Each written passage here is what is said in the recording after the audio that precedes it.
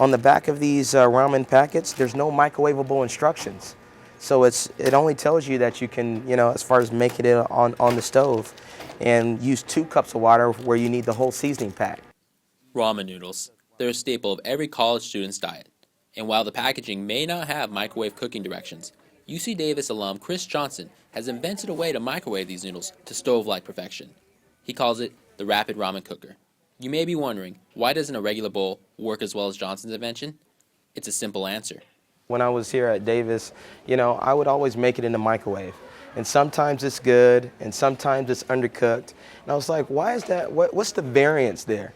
And what I found is that if there's excess water, the microwave cooks the water and doesn't cook the noodles. I can tell you that Chris Johnson. Johnson was at the UC Davis store at the MU on Tuesday with KCRA News, which had aired a previous story on the Rapid Ramen Cooker just after Thanksgiving.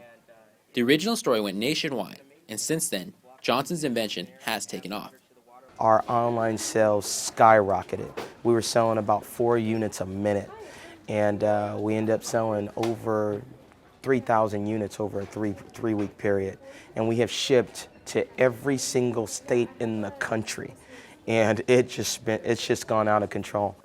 Johnson graduated from UC Davis in 2002 with a degree in communication. And though he has started several businesses, he had never invented a product. It was something his grandfather said that inspired him to pursue the Rapid Ramen Cooker. My grandfather, before he passed, he told me, he said, "Chris, what's the richest place in the land?" And I was like, "I don't know, USA, no." "What's the richest place in the land?" And I said, "China." He's like, "No." I said, "Grandpa, I don't know. What's the richest place in the land?" He said, "The graveyard." And I said, "Why the graveyard?" He said, "That's because most people die with great ideas and things that they never did out of fear, and they died with those ideas in them."